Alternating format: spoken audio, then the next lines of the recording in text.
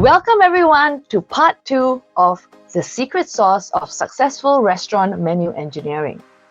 As you guys have developed many different types of menus in your various restaurants, I wonder if you guys have any secret sauces to share with the audience. What were some of your more successful menu creations, offerings? Are there any secrets or special skills needed? What's worked really for me has been manipulating. I know it's a wrong word, but I'm still going to use it. Playing around with the portion size.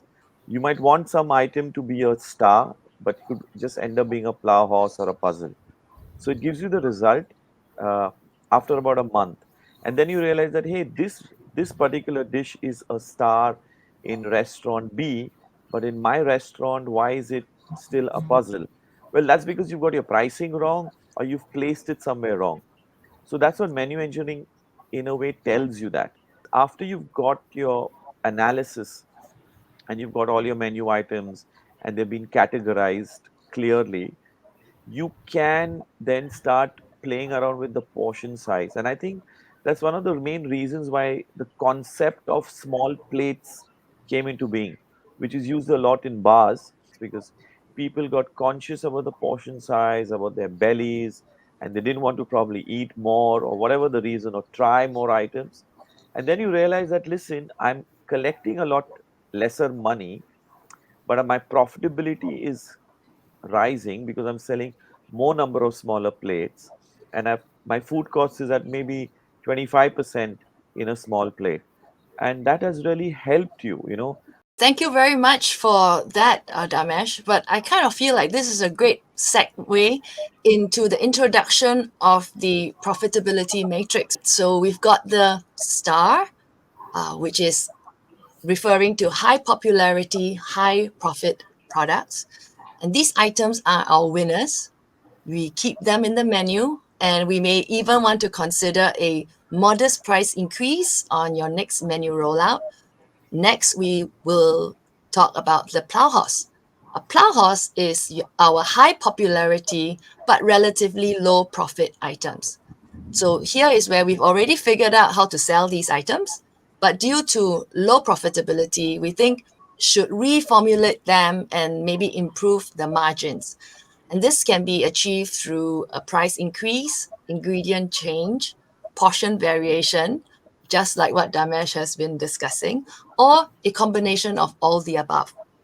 Next is the puzzle. Puzzles are products or items that are low in popularity but high in profit. Now, these puzzles are the items you wish you could sell more of because they make you money. So we can consider highlighting them or repositioning them on the menu, incorporate them as promotions to increase its sales volume. The dog, though, is the item with the lowest popularity and lowest in terms of profits. They represent food items that are not ordered often, nor do they have a large profit margin. However, there are cases when you may want to keep them on your menu because it could be a kids option, or maybe you want to cater to a specific group of customers that may be accompanying the group of customers you do serve. I guess with that definition, moving forward, I think it makes it clear for everyone when we refer to star products on our menu, or if something was a puzzle. Ardan, I believe you used to keep a few puzzles on your menu at Coast, right? One thing that we've always done is when we change items on the menu, we're looking back not just at its profitability or its popularity. We also look at what comes back on the plate when the table's cleared, because we invariably find a lot of dishes come back and, say, for instance, if it comes with fries, most of the fries are not eaten. So if you have a lot of customers, say 50% of your customers are sending back food with leftover fries on the plate, then it's very easy. We cut down the fries when we sell it. So the customer's not going to notice. They're going to eat enough fries. So your profitability goes up immediately without changing anything really on the menu. On the other hand, what you're talking about is we will have almost like lost leader items, which are very popular but don't make much money, but we can't take them off the menu because they've been an item which have been featured in social media, or somebody has said, oh, you've got to go there, like number 5's Ha Cheong Kai chicken wings, for instance, have been famous for 30 years. We can't increase the price because people wouldn't, people would complain because they're so used to it being at a certain price. But we keep it on the menu at that higher cost because of the fact it's incredibly popular, and people come to number 5 because of an item like that. So again, it's a big playoff between subjectiveness and objectiveness in some ways. Subjective is what the customer thinks of what you're giving them and what you actually get. I mean, one of the big things that I get really upset by, and I think one of the biggest problems on menus, is putting photographs. Is because the minute you have a photograph of something, if you do not give the customer exactly what the photograph shows, you're in trouble. Well, is that why we always have that tag that says the photo is for illustration purposes only? It doesn't matter, because the minute you see a photograph, I do it myself. If I look at a photograph on a menu, oh, that looks really nice, I order it, and something comes as that doesn't look anything like the picture, you're not happy.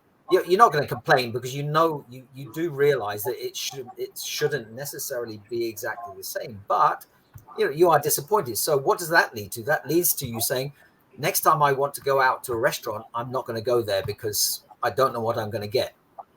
So you go to a fine dining restaurant, you're going to get pretty much good food. It's going to change all the time because the chef is really interested in giving you good food. But if you go to a mid-tier restaurant or a restaurant chain or something that's established, you go there because every time you go, you're going to get the same thing. You go to McDonald's because I can go 10 years ago and get a Big Mac, and I can go tomorrow and get a Big Mac, and I know it's going to be the same as it was 10 years ago, plus or minus. So you're not going to be disappointed. And the photographs in McDonald's are pretty much what you're going to get put on your plate. So the customer expectations are important, huh? Yeah. So, Ivan, what do you think? No, I totally agree with you, Ardan. The photographs, for me, play a very crucial part in how I sell my product without that person. Meaning, say, if I'm not able to afford the staff to go and suggest sell, that photographs play a very important part. So I deliberately engage a professional food photographer to do my menu shots because it has helped sell. But of course, there is this challenge of how do you maintain that picture perfect food that delivers to the table. It's crucial that your operational capability has to be in queue with what you want to sell. So that means if we go to iSteaks, we can expect to get what we order on the picture. Oh yeah. You can do that.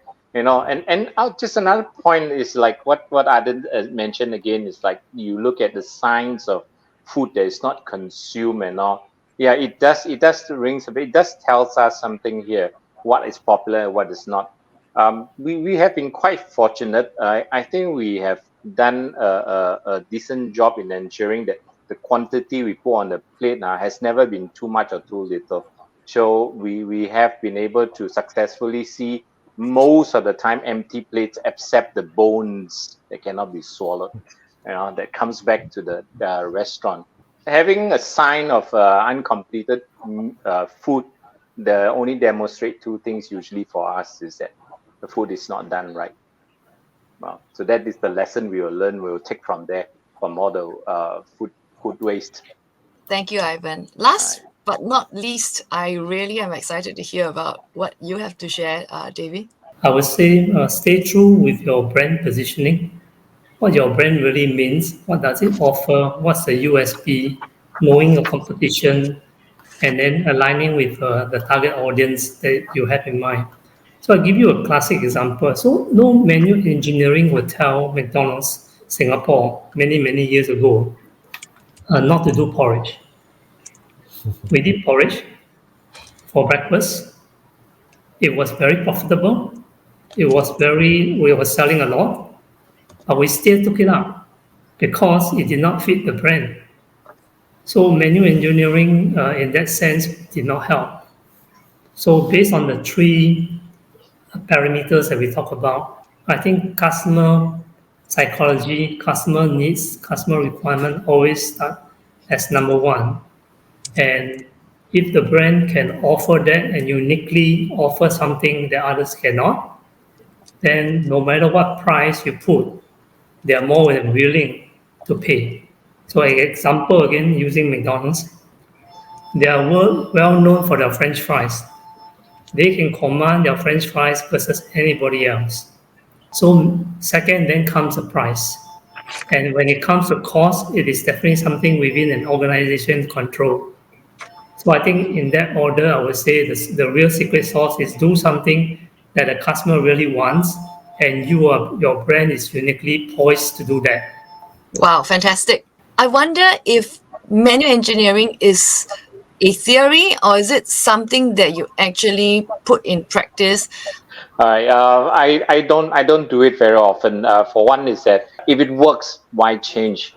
So we have been on the same menu for the longest time. Ever since I started the brand, it has not changed other than increasing by maybe 5% more menu item, and that's about it. And it was only after like 6 years of implementation that occurrence. Oh, if it's working, keep it. Yeah. For me, it's the other way around. If it's working, start working on it to change it. So you're the disruptor in this conversation, Davy. Share your thoughts. The new generations are all changing. Last time, you may go to a same location or same place many times, and they are loyal customers. Now they have a lot of choices. So you stay the same while the rest are all changing and coming up with new FnB, new product and all that, then you'll be left behind. So for my case, I would say for menu engineering, we probably should do it at least once a year. If you can, I would say twice a year, because you're trying to understand the customer preference shift. You're trying to understand a little bit of your cost component that do not stay the same all the time. But having said that, menu engineering is just a subset of the business. The reality is menu engineering do not take into account your competitor pricing. Menu engineering do not take into account the labor costs. This is where I slightly differ from Ivan and maybe Dharmesh. I'm halfway between. We do both sides of it. On one side, we will look at changing the menu items because our customer base has changed. So if we look at pre-COVID, we tended to have a higher percentage of local families coming to coast, for instance, and of that locals, there was a much higher percentage of, say, foreign families, expatriate families. Funnily enough, on the menu we had, say, Asian items, Asian dishes, because the foreigners might want that. But since COVID, we've pretty much lost, or the percentage of, say, local expat families has gone much lower. There's a far higher percentage of tourists, especially Chinese tourists. So then our menu had to change to fit their taste when they wanted Western food. So, you know, a lot more rice dishes are like risottos and pastas or that kind of thing. But then we do a regular look at the menu to see if there's items which are not making money or not really making money, items which are not selling. And for us, the items which are not selling is not because we want to make more money. It's primarily because we're wasting stock. So you end up having items on your menu that you have to keep a lot of additional stock items for to make these specific dishes. And they're not selling, so you end up with a lot of wastage. So then the engineering of the menu also combines in how can we reduce our ingredient items to make more finished items, if you know what I mean. So you're less wastage. So if you have certain things on one dish, can I use it in something else to use up that item? Therefore, I can buy more at a lower cost. So that helps with your profitability in the end as well. As Ivan was saying, that I wouldn't change anything. if it's working, and that's absolutely right. So, see, menu engineering is a tool. That's about it. Okay. And if you are already sailing in a path where you're happy making 20% profit, 30% profit, 40% profit, whatever is your goal, you're looking at top line or at bottom line, and your ship is sailing in the right direction, you don't need to change anything. But what happens is, I think over here in the panel, we have everybody here is a successful restaurateur. So successful restaurateurs are successful because everything is right. I'm talking of the fact, and it's a very scary fact. This is the riskiest business because 8 out of 10 restaurants shut, and I'm sure everybody agrees over here. So why do they shut? And they have got their menu wrong, because that's your product at the end of the day. Whether it's your chef, whether it's your creative agency who's designed the menu, or or or maybe the location, etc., etc. What happens is it's all got to do with that 80% of the restaurateurs who are struggling. Okay, they don't know because they're losing money probably every day, or they're losing money every quarter, or they're making money and then losing. They don't know what to do, and that's where this tool really really helps, because this is like a reality check. It tells you, listen dude, you've got this wrong. Okay, because you've gone through the whole list and you've got this completely wrong. And also I want to add to what Davy has said. In today's current scenario with the Gen Z, if there's something trending on Instagram, you will see that that item has hit the roof. Let's say it's smoked asparagus or smoked oysters, and it's like top of the charts. Everybody wants that popularity, popularity, and your entire menu engineering report is gone for a toss because Gen Z behaves like that. There are so many restaurants. Gone are the days where you had a customer coming to you for 20 years, and he knows your name, your family. It's changed. It's here to stay. So keeping all these factors, what I like to say is that menu engineering is a fantastic tool for that 80% of the guys who are struggling. They don't know what to do, and that's the reason they shut. And touch wood, I'm so happy that everybody is a successful restaurateur here. So we're like, yeah, okay, I've made 30% this month, next month I'll make 25%. That's okay. But there are those guys who are really struggling. So when I meet them and they say, what do I do? And then you look at it and you say, oh my God, what's this? There's no clarity, the positioning, the description, the pricing, and then you realize this guy needs a crash course in menu engineering. So it's more like a reality check. For people who are struggling, might have to do it 10 times in the whole year. But for people who are smiling on this panel and they know, oh, I'm making money, they don't have to change anything. So it's a good thing that we have equal representation here today with you, Dharmesh. So can I just ask you a little bit further on this topic in terms of when a restaurant is not working? So we've been referring to menu engineering as a tool, right, to manage your menus. However, do you guys do it manually, or do you use some technology, or you have some special spreadsheets that you create, that you follow? Maybe you could also share that with the audience. Or maybe we'll start with you, Ardan. Over the years, it got more and more integrated. So for us, it's pretty straightforward. So I have a front end POS system which sells an item.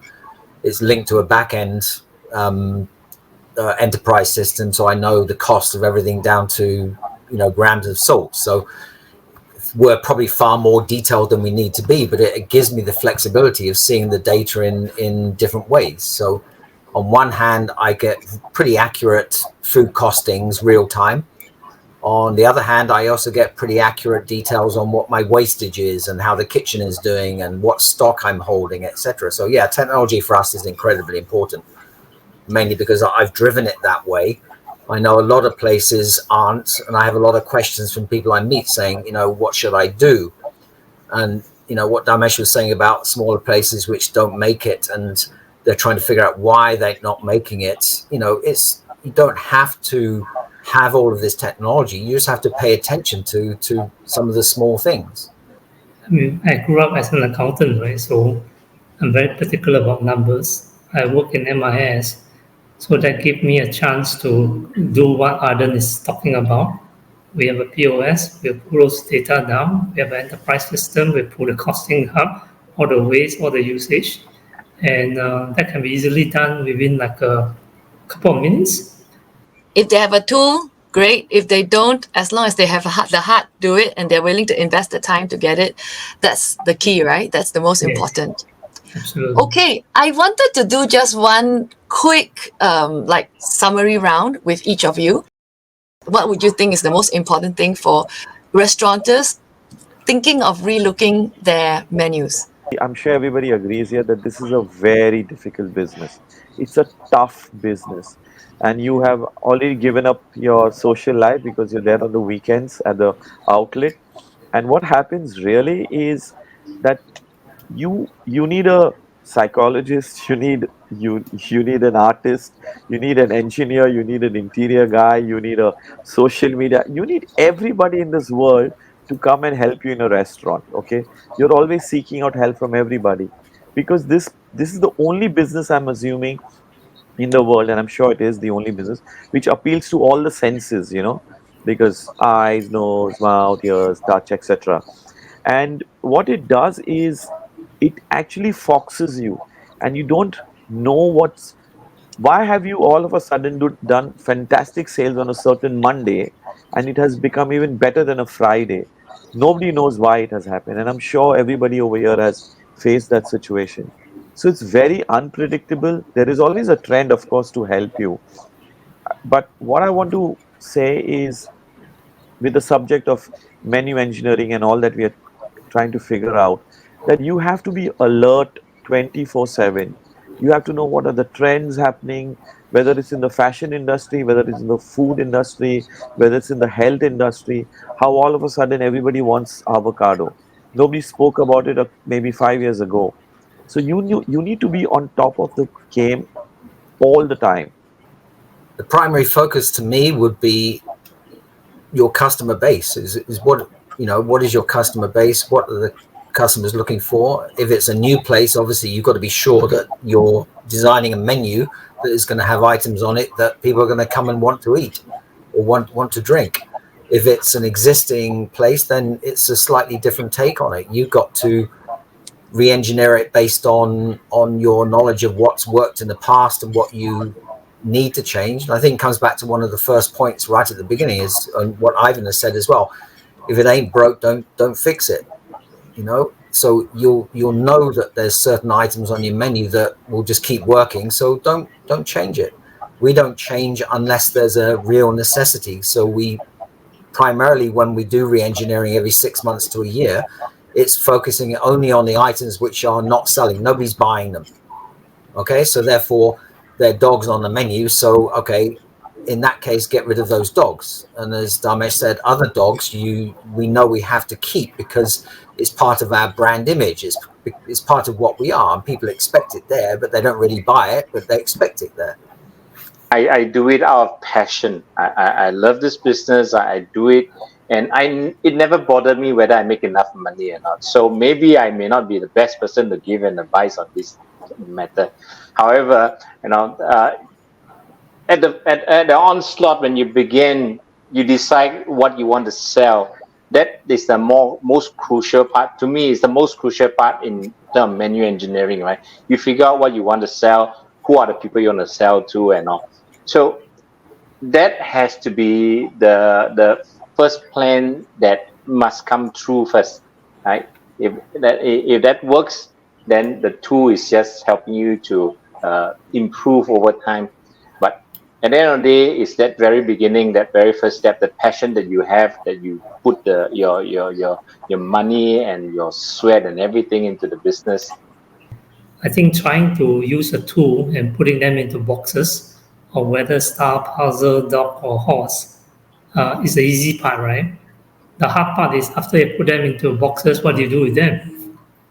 And that's something maybe we didn't spend a lot of time. But my advice is that for those that are inside your star, make sure they become bigger star and a star to the world. So how do you do that? You make sure that you market them, you brand them, right? You make sure that it's inside your menu board, having the biggest photograph with the best description. And when it comes to the puzzle or even the horse, right? One that sells a lot but don't make a lot of money, one that can make money but don't sell a lot. It requires a re-engineering in terms of maybe the costing, maybe the way we execute, maybe the way we market, and it has never been given a chance because among, let's say, 10 children that you have, you will always have your first few favorite and then not so, still your favorite, but not making it to the top, right? So you give them space. And last but not least, the dogs. If they are truly dogs, then of course the idea is to replace them and get other items as worthy of the brand positioning. Menu engineering, from what we've heard from all of you, is that it's both an art and a science. And how you communicate your menu is important. And regardless of, whether it's a digital menu or a menu board or it's a traditional printed menu, it really depends on the brand and the crowd. But important is that we must stay true to our brand. And when we talked about secret sauce, Davy was also sharing that, we need to offer something unique that others cannot and do something that no one else can offer. And if you can do that, that would actually be a great differentiator. Menu engineering is a tool. And if it's working, we do not need to change for the sake of changing. On the contrary, if it needs changing, then we should definitely be working on it and be very, very conscious of what the market needs. Thank you, panelists, for dedicating so much time with us at scaleupmastery.com. It's a pleasure. Our audience and I, thank you. Thank you. Bye-bye. you. Thank See you. you. Very much. Bye-bye.